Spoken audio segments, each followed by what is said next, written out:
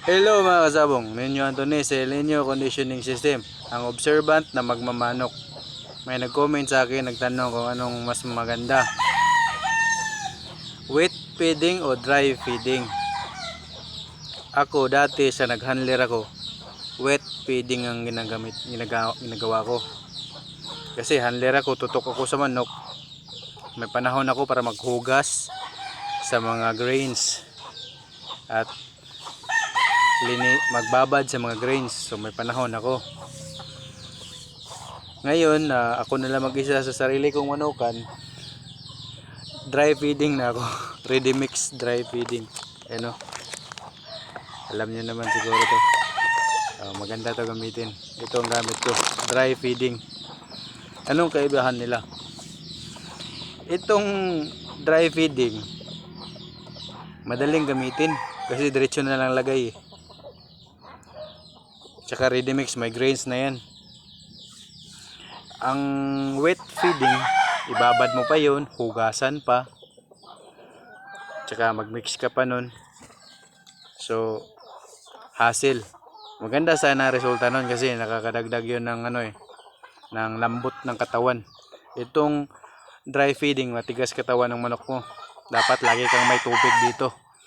Ang sa dry feeding, ang katawan malambot na, konti na lang tubig. So ang pag-control naman sa moisture nyon sa wet feeding, bantayan mo talaga yun kasi di mo naman kabisado kung ilang moisture na pasok mo dahil basa ang patuka mo . Pero itong dry feeding, mabilang mo yung dips niya na kayang palambot sa pagkain. Bakit? Ganito yan. May process ang pagtunaw ng pagkain. Yan ang tinatawag na hydrolysis o hydrolysis. Hydro means water, lysis means breakdown. Nagtaka kayo, ba't ko alam yan? Dean's lister ako dati. Talino ako. Kaya natatandaan ko yung mga turo sa teacher. So dati yun. So hydro means water, lysis means breaking down. So hydrolysis, yun ang pag-breakdown sa pagkain ng manok. So kailangan ng tubig para ma-breakdown ang lahat ng nasa pagkain. Kaya ang wet feeding maganda yun kasi madali na lang yung durugin kasi malambot na yun. Ang wet feeding naman, lalo na pag ganito, ang i-suggest ko sa mga dry feeding, yung mga ready mix kasi calculated na ang mga ingredients nito.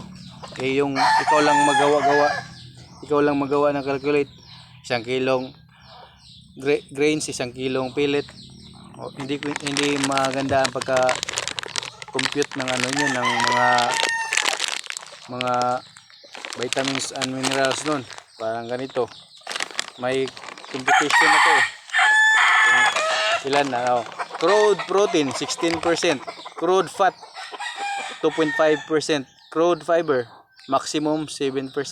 Moisture, ang moisture nito 12% lang. So kontrolado na moisture nito. Calcium 0.9%. May traces of minerals na to. Phosphorus may 0.70%. So ito, kalkulado na. Yung paggagawa pa tayo ng mixture kasi tayo magagawa ng grains .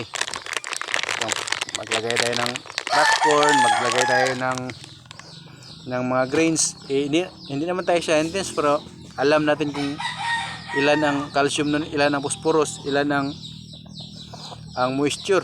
Hindi natin alam yun, kaya tsambahan na lang din yun. Madali nga yung tunawin, pero for tsamba. Sa bagay, kung matagal ka ng handler, makakabisado mo rin yan. Pero ako, dahil ako may trabaho ako sa umaga, may baboy ako, may alagaan kong anak, nagluluto pa ako sa bahay, ito na rin kasi computed na ang mga minerals ito na guaranteed analysis. May guaranteed analysis na sila. Kaya yung mga ready mix gamitin nyo, may guaranteed analysis na. Maganda talaga to gamitin kasi unscratch manok ko. Halos araw-araw. Oh, ayaw. Baka naman, Thunderbird. Baka naman. Bigyan naman ako ng sponsorship. Ito ha, maganda to. Sabi dito, green maintenance. Pero ito ginamit ko sa pagkukondisyon. Kahit nakasabi dito maintenance, maganda to pang kondisyon pa rin. Kasi kung ito maintenance mo tapos mag-shift ka ng ibang pagkain, stress yan ng manok. Tingnan mo, pag mag-iba ka ng pagkain, di matunawan agad ang manok. Ang importante sa pagkukondisyon yung matutunawan. Minus na agad ang score mo pag hindi matunawan manok mo. Kaya tuloy-tuloy mo na lang. Ganun lang yun. Kasi computed naman ang ano nito eh. As long as fresh ang feeds, computed na ang ano nito, ang mga na composition ng mga minerals dito. Kaya suggest ko sa inyo, dry feeding na lang. Huwag na tayong magiging scientist. Ito computed na. Hindi pa hassle kasi dry. Basta wala lang amag, wala lang mga bakukang. Maganda to gamitin.